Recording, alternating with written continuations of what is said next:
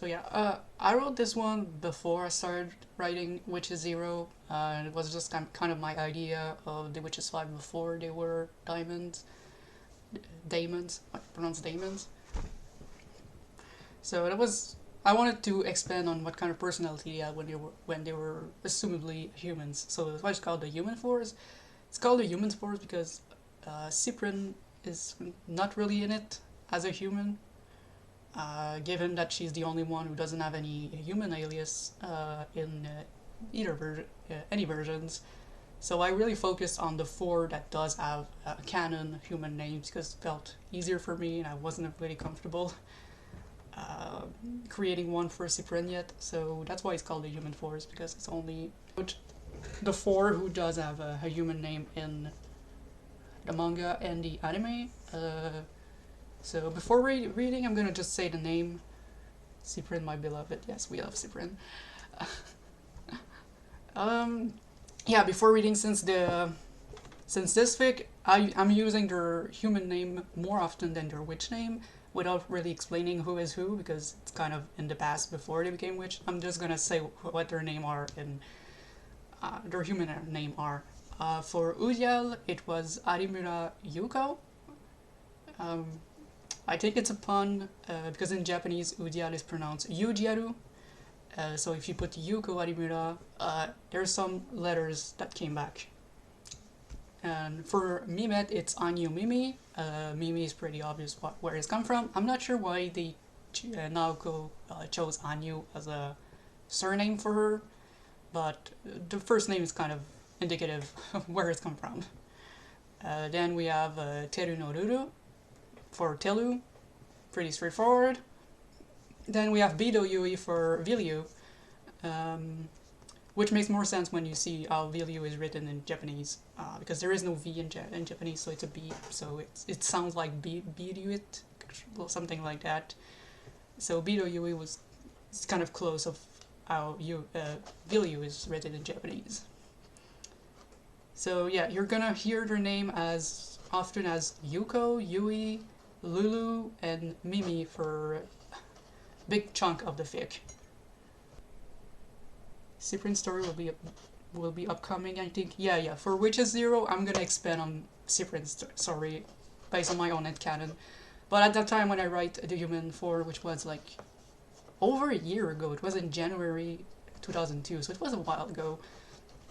And there may be stuff, because this isn't the same universe as Witches Zero, it's a prologue to Witches Zero, but maybe there's some stuff here that's gonna contradict with what's gonna happen, I'm not sure. But it's... Yeah, it's supposed to be pronounced Viliu. Um, I always thought it was Vilui, but it's actually not pronounced that way. Wait, I don't want to be saying something wrong right now. So, let's see.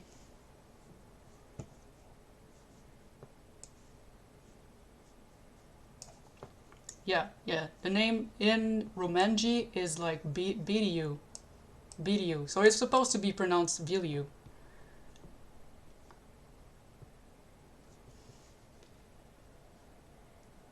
No, it's really it's really supposed to be pronounced Viliu. Like there's like an extra E that is not in the... I don't give a fuck about how to pronounce Viliu's name. Well, I care because I keep pronouncing her name in my head, so it's important. Yeah, her name comes from this little stone. Yeah, the Riluit, well, Viluit. Yeah, and it's named after this river, which is Viliui. So I think her name is really closer to the origin of her stone name rather than her actual name. But the English version tried to write her name closer to the stone. So that's why it's written as Vilui. But I feel like her Japanese pronunciation, like you take this, it's pretty closer to Bidi. Yeah. So anyway, it's kind of a tangent. Okay, so who's ready for story hour? I'm kind of embarrassed to read it out loud. My own fake. I used to to read my own story to my younger siblings because it was easier for them. Uh, and it was kind of fun. Okay, summary.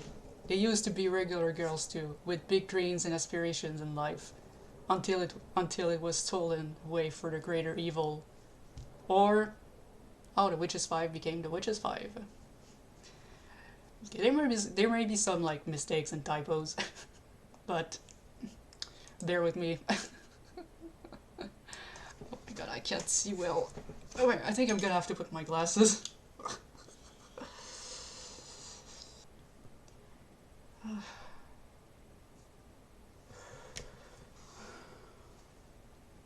Alright. Mugen Academy, an elite private school whose prestige will make the most ambitious students dream to study within its wall. A place where striving youth wished to make their hope and aspiration come true and expand their knowledge and abilities. And there were some who simply thought the uniform was cute, with big dreams but not so much determination when it comes to studies. People like Anyu Mimi, for example. People you really wonder how they got there in the first place. Hanyu-san, are you even listening to me? Hanyu-san. Mimi snapped back from her daydream, faced with blue high-sea eyes glaring at her. Eh? Oh, yes, of course, Bido-san. Then what is this you're hiding under your notebook? Bido Yui grabbed what Mimi was hiding and upon realizing what it was, gave her a look of disdain. Really? Hot Boys magazine? Yui let out exasperated. I am here, dedicated some of my precious time I could have put on so many more useful things, and here you are, thanking me by leering over some boys instead of studying? But I got bored, Mimi complained, and I can't focus for so long. How can someone like you could get into Mugen Academy is beyond me. Hey, I have talents, okay? I'm a great singer, dancer, performer, and I'm pretty decent in literature. I'm even among the best in the performing art department, Mimi said proudly. That's great. Too bad it's not enough for a Mugen student. You still need to have good grades in the main classes, like mathematics for example. Your grades are horrible, and they certainly won't improve by wasting your time looking at boys. Wait a second, looking at hot boys is not a waste, okay? Don't tell me you have no interest in boys. Look at how handsome they are, Mimi exclaimed, pointing at the magazine. Yui looked at them with such disinterest in her eyes. I couldn't care less about hot boys or whatever. Don't tell me, Mimi began to say, putting her hands on her face like she was shocked. You swing the other way? I just don't care about something as trivial as romance. It's not useful to me in any way. Science doesn't need love or any feelings. Sheesh. With that robotic personality, you sure wouldn't perform well in the art department. And you certainly aren't performing in most subjects, Yui replied back. Really, I'm only tutoring you because Arimura-san asked me to. But I realize it is a waste of my precious time. Oh, I didn't know you were friend with Yuko-senpai. Tsk, don't make me laugh. Harimura-san and I are merely acquaintances working together from time to time on school projects. Huh? Why would you be interested in teaming up with the top philosophy student? Foolish girl. If you actually had studied, you would know philosophy and science go hand in hand. Philosophers were the first scientists and contribute to our current understanding of our world and science. Now I really wonder why she'd bother with the likes of you. Hey, that was rude. And we used to go to the same school before, so she's like the only person I knew here when I first arrived. We weren't friends back then, but I guess I grew on her. It's part of my charm. Ugh. What would I do to maintain my partnership with valuable students? Anyway, do you intend to take this seriously, or should I tell Arimura-san you will be leaving us? I will. Just explain those formulas to me again. I swear I will focus this time. Yui sighed and started over, while Mimi was now doodling in her notebook. Ugh, I hate this Beto girl, Mimi let out. She's the worst tutor. She used fancy smart words I can't understand and keep calling me an idiot. What was Yuko-senpai thinking? Maybe you should actually focus on what she's teaching you instead of reading magazines? Mimi stared at her friend. Lulu-chan, now is not the time to criticize me while I'm criticizing Beto-san. Teru no Lulu simply rolled her eyes, used to her friend's antiques, and put back her attention to her flowers. You sure did a good job taking care of the botanical garden. You might even get an official position here as the caretaker or something, Mimi praised.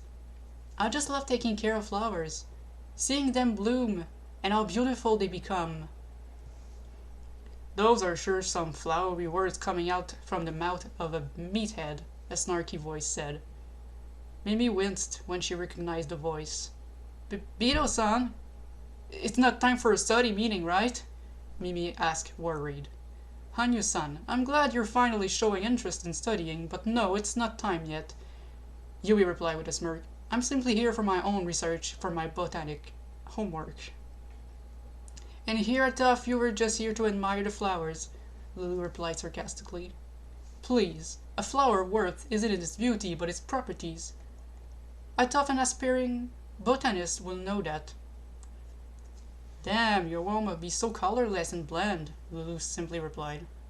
I have no idea what that means, but it was probably worthless, Yui replied. Don't you know? She's actually a robot, Mimi whispered in Lulu's ear as if it was a secret, yet loud enough for Yui to hear her. Pfft. Lulu held up her laugh. Haha, laugh all you want. But it's not with that kind of attitude that you will succeed here, Yui said with a pout. As Mimi and Lulu continued to joke around, Yui was now sulking. Mimi! Mimi shrieked. A fellow student ran up to her, clearly displeased at her. Oh, Yuko-senpai! You little... Did you put snails in my locker? Again! Mimi took an over-exaggerated, offended expression. Me? I would never do such a thing. How dare you accuse me of such a thing? Mimi replied, trying her damn best to remain serious. You're literally holding a snail cage right now. Mimi looked down. She was indeed carrying a bug cage with a few snails inside. When she looked up, she smiled innocently at Arimura Yuko. Guilty, she said with a cutesy voice. Give me one good reason for me to not beat you up right now. Because I'm adorable? Yuko remained silent for a moment as Mimi continued to smile, and eventually sighed. You know, this excuse won't save you forever, Yuko said. What is it with the snails between you two? Lulu asked. It's a long story, kind of our own fun little inside joke between us. You wouldn't get it, Mimi answered. It's really not, you're just a brat, and it hasn't changed since middle school, Yuko said. I am so sorry you had to deal with her for so long, Yui said. My deepest condolence, Lulu added. Hey, I'm not that bad, Mimi protested. All three of them looked at Mimi and, for the first time, all agreed and nodded in unison. Mimi scolded at them and she pouted. Ah! You're so mean to me!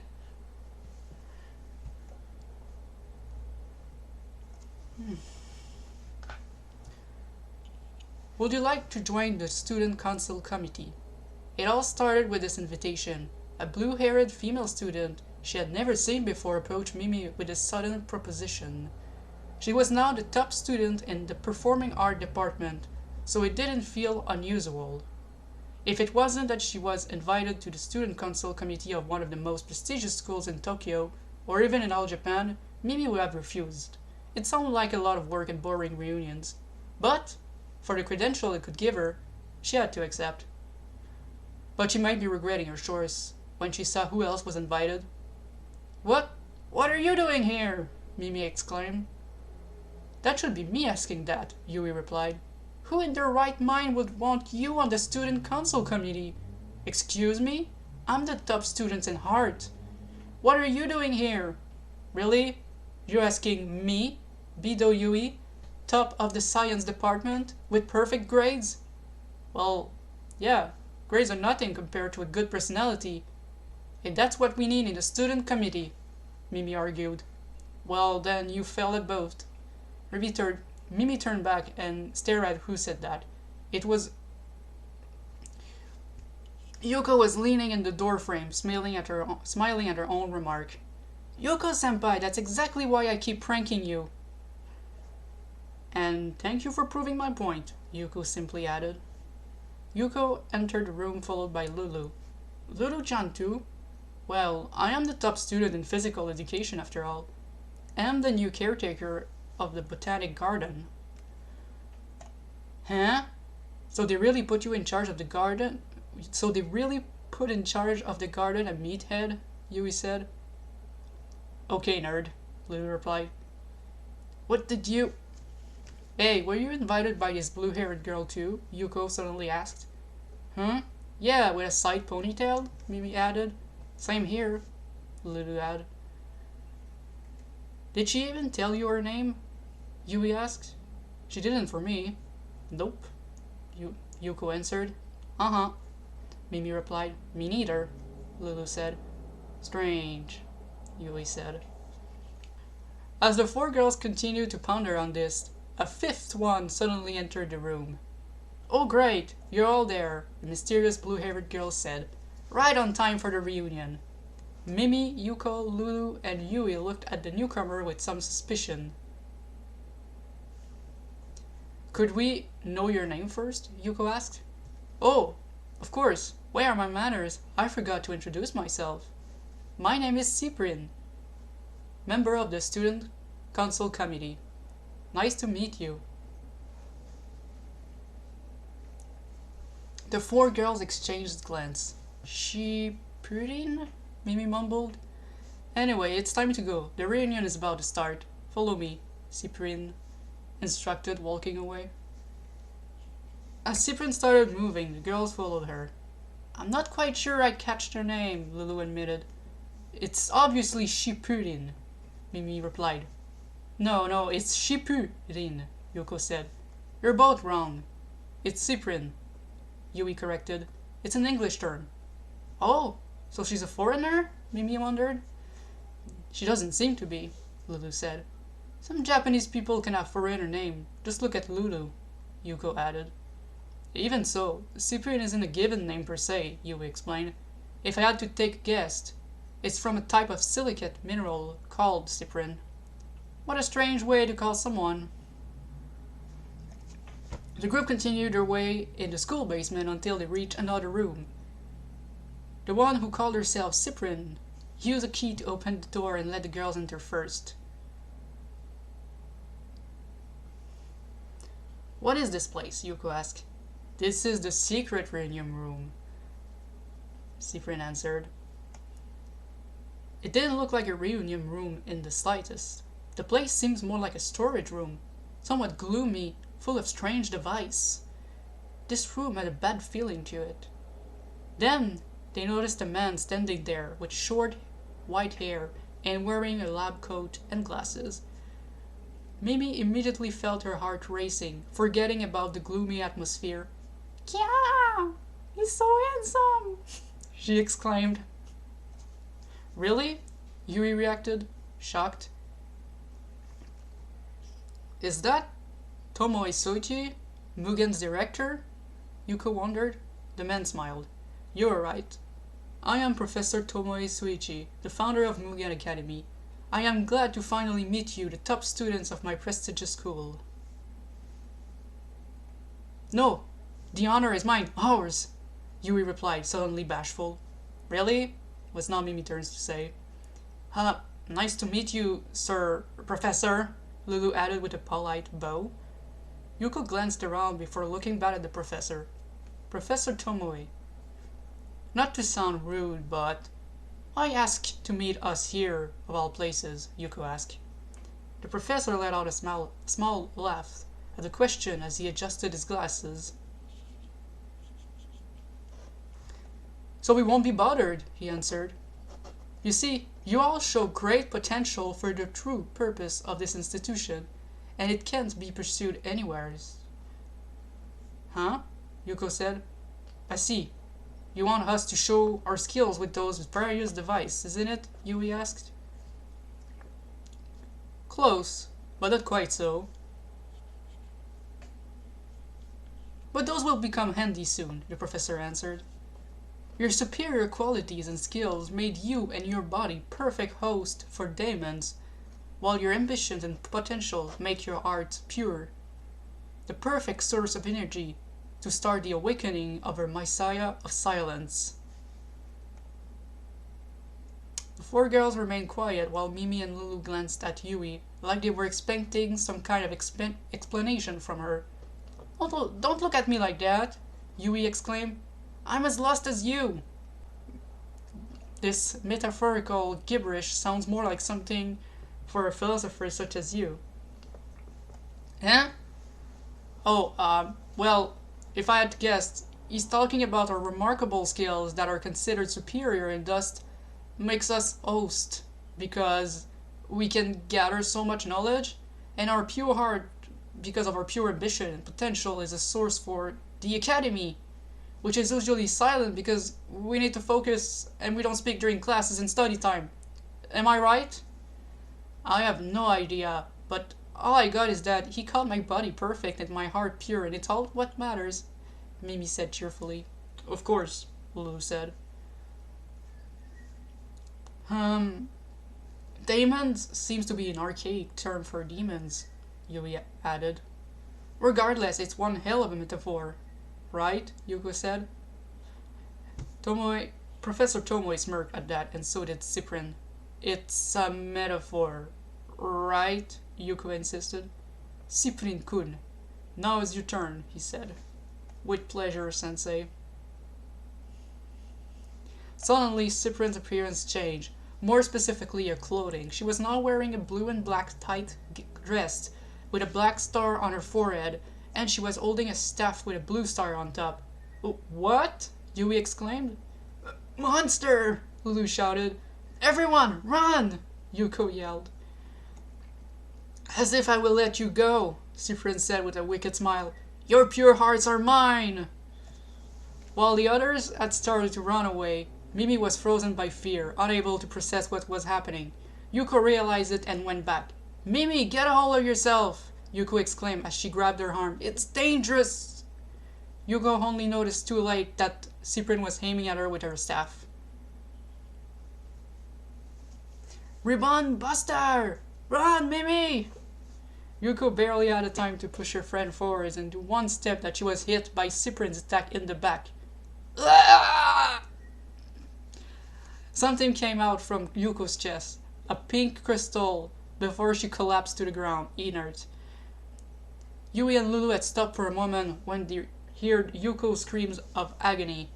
Yuko-senpai! Mimi crouched to Yuko's inert body, constating how cold she was, and even worse.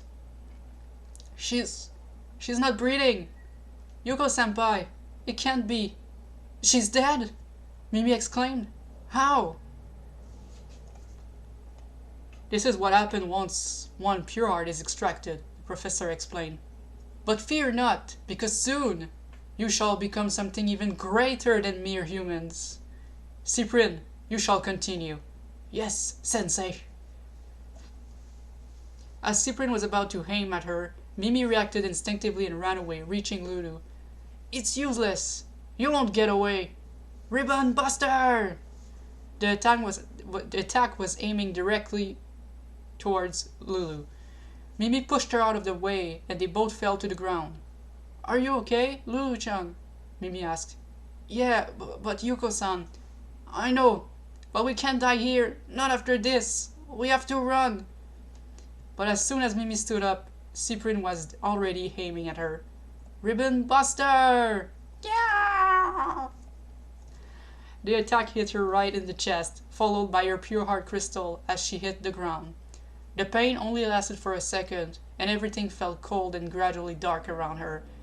The last thing she saw being her beautiful, shining, pure heart. Mimi! Shit! Teruno-san, run! There's no time to lose! Yui yelled at her. But Mimi is dead, yes, but you're not, so run if you don't want to be too. Lulu clenched her teeth, trying to hold back her tears, and ran. She and Yui had almost reached the door, but before they could leave the room, someone suddenly blocked the way. What the? Yui mumbled.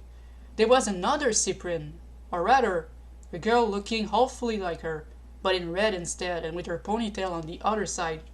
Who are you? Yui asked. The girl giggled. I'm Tilol, she said, holding her own staff. This one with a red star, towards them. Yui and Lulu turned back, but Cyprian was already behind them, aiming at them. They were cornered. Yui and Lulu remained back to back, desperately looking for an escape in vain. Is this really the end? Yui whispered. Why are you doing this? Lulu exclaimed. Harimura-san, Mimi, this is just awful. There's no need to feel sad or afraid, Cyprian began. Because soon you will join us, Ptilo continued. Those useless human feelings will soon disappear, and you shall be reborn as superior beings. Then, in unison, the twins aimed. Ribbon Buster! They said. No! Stop! Lulu begged. Anyu-san. Harimura-san. Sorry. Yui and Lulu were both hit at the same time, and it was over in a matter of seconds. Who am I? Where am I? She rose up from what seems to be some kind of pod and looked around. She wasn't alone. There were 4 other girls with her in the room. This laboratory, it seems. One with long red hair, another with green hair tied in 2 pigtails. One with long, pale, almost white hair, and another one with blue hair tied in one side ponytail. Their attention seems to focus on her all of a sudden. Oh, the last one is finally awake, the blue-haired girl said. Well, you took your sweet time, the red-haired girl said. Huh? Who are you? What is this place? And who am I? She replied. We like to know ourselves, the green-haired girl said. We all woke up here, without any memory. Ah, I see you're all finally awake. Perfect. A man had entered the room, dressed like a scientist. The girl who was the last to wake up immediately blushed. Wow, he's so handsome. Then a sudden instinct pushed them to bow to him. They knew deep down he was important, that he was their master, their creator. I am thrilled to see how much of a success you are, he said. He smiled to himself, getting rid of their pure heart, their humanity, leaving only their empty shell that was their perfect body. A host for his daemon egg had been a success. The eggs hatched inside their empty body and grew, giving birth to those perfect humanoid daemons. No memory of their past life. Stronger and more powerful than humans. Smarter than the regular daemons. Truly the perfect and superior beings he always wished to create. Cyprian was the first one, and now he finally got 4 more to complete his team. You can stand up now, he said. You need proper names. I shall name you now. Professor Tomoe looked at the red one. Do you have a name? He asked. I don't, Sensei. I was just born. Right. Then you shall be Udial. Udial bowed to him. Yes, I will be Udial, Sensei. He then turned to the green one. And you? Do you have a name? No, I don't. You created me. I did. Then I shall name you Telu. Telu bowed. Yes, Sensei. He looked at the white one. And you, what is your name? I don't have one, as you are my creator. I am. From now on you shall be known as Viryu. Viryu bowed with respect. Yes. He then looked at the orange one. And you? How are you named? I don't remember.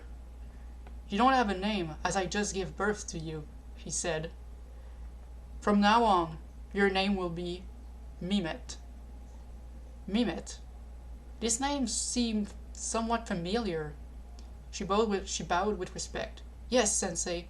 He then turned to the last one, the girl with blue hair. And you are? Cyprian, Sensei. Yes, you are, he smiled, looking at them all with pride as they were all bowing to him. From now on, you will all be working for me and devoting yourself to awaken our Messiah of Silence. We are known as the Death Busters. We are diamonds, and you shall be known as my most beautiful creation, the perfect diamonds, the Witches 5. Oh boy. Okay, we reached the ending. Whew. So yeah, that was the prologue for my multi-chapter fic, which is 0. So yeah, it actually made me sad to write that, because thinking about them being humans once, with the kind of fate they have, the fate they have in the anime, and even the manga too, kind of sad.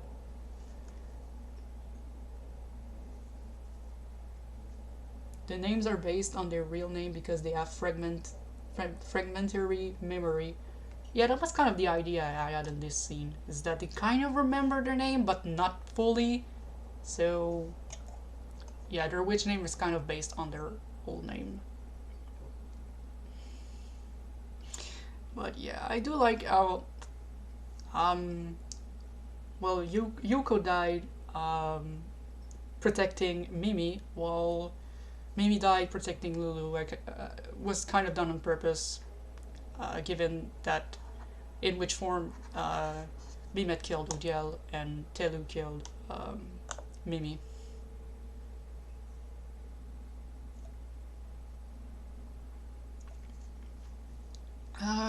Yeah, some of them do have personality. As humans, for a character like Mimet and Udiel who have a weaker witch level, I write them closer to their Daemon's version, because I feel like them being weaker, having a lower level, make it so that they kept a little bit more of their humanity, so their personality is a little bit closer than their human self. While you take someone like Telu, and the way I write Telu and Lulu is really different, because Telu is a higher level, so she's more corrupted.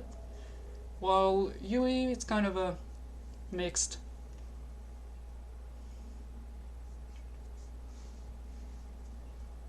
And I wish I included Cowley Knight for this fic, because I think, yeah, I wish I included Cowley Knight for this fic. But, well,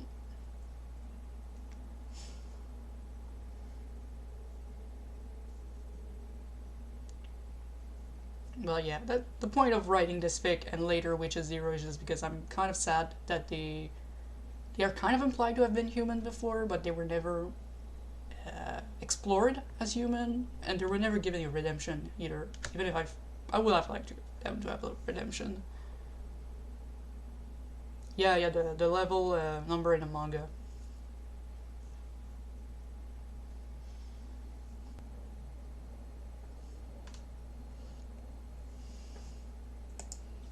Yeah, I'm back. I got my little kitty. Look at her. This is Luna. Hello, Luna. She's really limp. Come on here. Come on here, baby. Come on here, baby. Oh, you look tired. Oh. She's so small. She's almost an adult and she's still so small. Mm-hmm.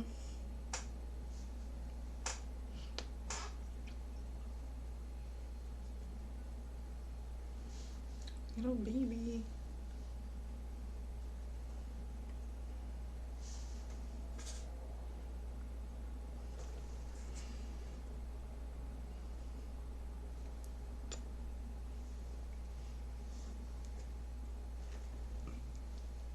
Ah, and I have another cat. Here. Come here. Come here. I need to show you too. Come here. Come here. Come here, baby.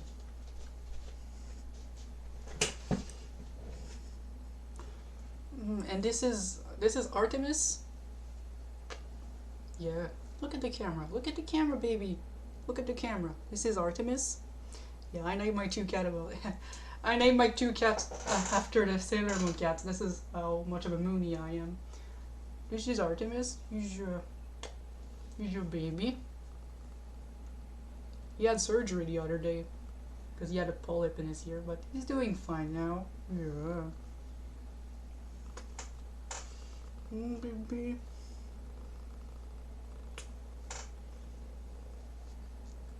Well, he just wake up, so he's still kind of sleepy. Hmm? Oh. Oh.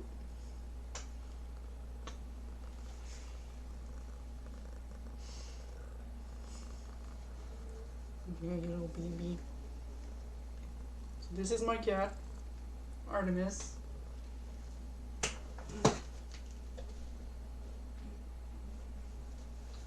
So yeah, I got both of them, Artemis and Luna, my little baby.